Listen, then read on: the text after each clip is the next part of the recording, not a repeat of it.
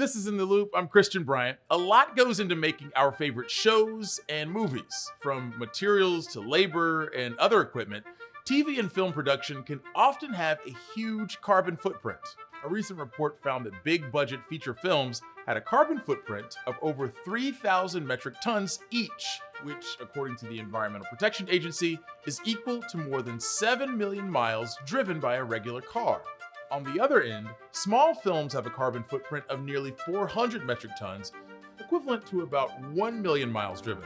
That report comes from the Sustainable Production Alliance, a group of TV and film companies committed to making the industry more sustainable. Their report factors in housing, air travel, fuel, and utilities to reach the overall carbon emissions total. For all sizes of films, the biggest contributor to emissions was fuel, mainly used for vehicles and generators. This is true for TV series too. It accounts for nearly 60% of emissions for 1 hour scripted dramas and half-hour single-camera scripted shows. Since the Sustainable Production Alliance report was released, the organization has prioritized transitioning from fossil fuels to renewable energy sources, including electric and hybrid cars and battery-powered generator technology. There are some limitations though.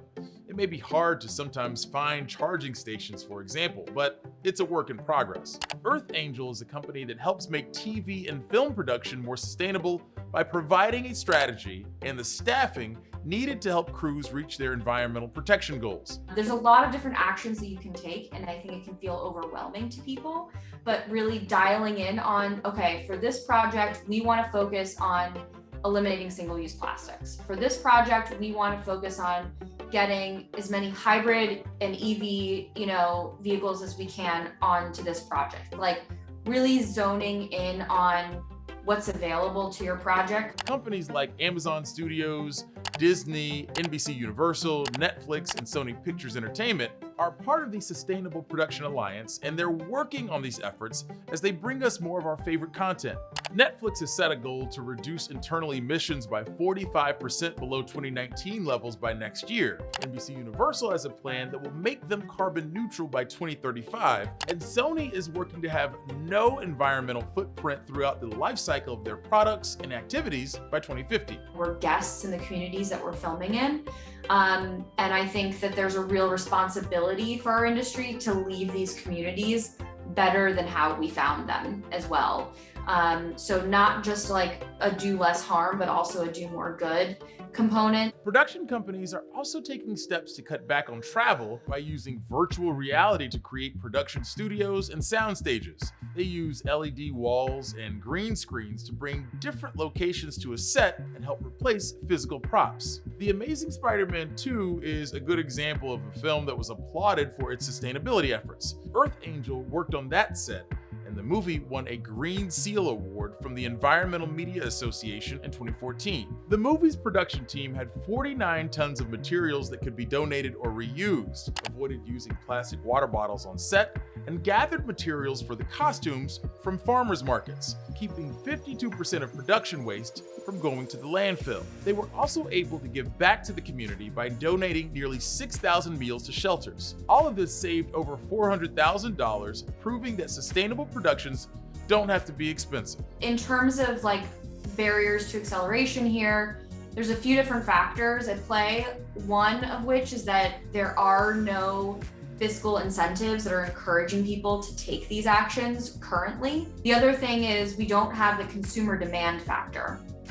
Unlike the fashion industry, for example, or food industry, where people are demanding more sustainable, clothing options, food options, things like that. And then I think lastly, it's just a conversation around like, whose job is this? And that's always been something that I think the industry has really struggled with. We're turning to one group that's working to improve sustainability on sets by tackling one issue at a time. Flip the Script on Plastics is an initiative that's working to cut back on plastic use during production. While it takes time to transition to making production completely sustainable, this is a good place to start. We have with us Amelia Hansen, the team's project coordinator. Amelia, thank you so much for joining us. Thank you for having me, Christian. Yeah, for sure. So I guess for starters, let's kind of lay down the foundation here. Can you tell us more about Flip the Script on Plastics and the work that you're doing? Yeah, of course. So Flip the Script on Plastics is an initiative with Plastic Pollution Coalition, which is a nonprofit communications and advocacy organization that collaborates with an extensive global alliance of organizations, businesses, and individuals to create a more just, equitable, and regenerative world free of plastic pollution and its toxic impacts. So with the Flip the Script on Plastics initiative, what we're doing is work to help the entertainment industry model real world solutions to the plastic pollution crisis. And we're working on doing that both on set and in the storylines. So, if you can, tell me a little bit about why sustainability on set is so important. I'm trying to, for people who have never been on a set, I don't think I've ever been on a set outside of this sort of news landscape. How big is this problem, and why is it so important to really address sustainability on set? Yeah, well, one of the biggest things, and the first thing we want to tackle is if you just think about the water bottles on set, everybody needs water to live, to go on with their workday. And there's a giant crew on a TV set, on a movie set, even a smaller set has a lot of people behind the scenes. And if you have plastic water bottles on there, as soon as you set it down, even if you've had just a few sips, you could forget which one is yours. It's going to be discarded. And that amounts to a lot of trash at the end of the day. And the thing about plastic is it's made of fossil fuels and it's not recyclable. Less than 9% of all plastics in the US are recycled. So plastic lasts forever. It also is important because Hollywood impacts how all of us live our lives. What we see on screen is what influences the decisions we make. So if we're seeing people with plastic bottles on our favorite TV shows and they're just tossing them aside, that seems like human nature.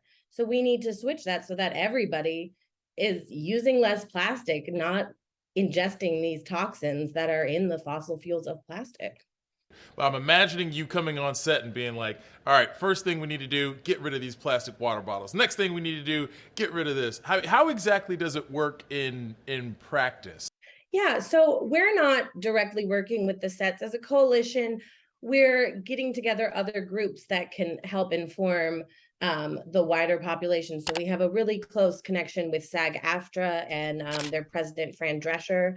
So she's able to spread our message, and she's making it a cornerstone of her presidency to get plastic bottles out of sets. If you are providing your crew members with a reusable bottle at the beginning of production, then you don't have to buy as many plastic water bottles, and it's going to trickle down. It will save money. You have less trash you have to clean up, less trash that needs to be hauled off. That's another money saving aspect.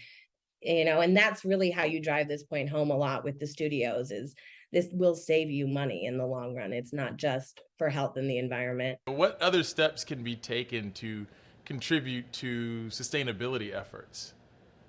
Yeah, I mean, there's so much you can do. A lot, if you think about composting, a lot of people think, oh, if we just swap out our single-use plastic items for compostables, that's going to be better for the environment. But if you're not setting up a composting system at your studios, those compostables are still just going in the trash, and that's hurting sustainability. One of the things I think about the most with this, if you're thinking on camera, is think about a party scene in a college TV show. You probably need 500 of those red Solo cups per party scene. And if it's a 22 episode long season, how many plastic cups are you ultimately buying for that show? That's a lot of plastic cups. But if you get something like these red stainless steel cups, you just have to buy 500 once and you can reuse them endlessly, pass them along to another show and they can reuse them.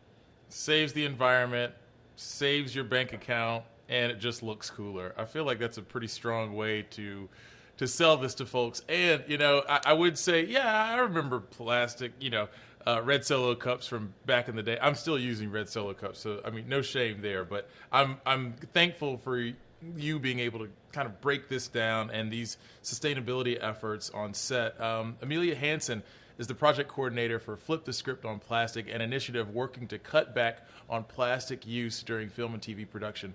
Amelia, thank you so much for your time. Yeah, thank you so much, Christian.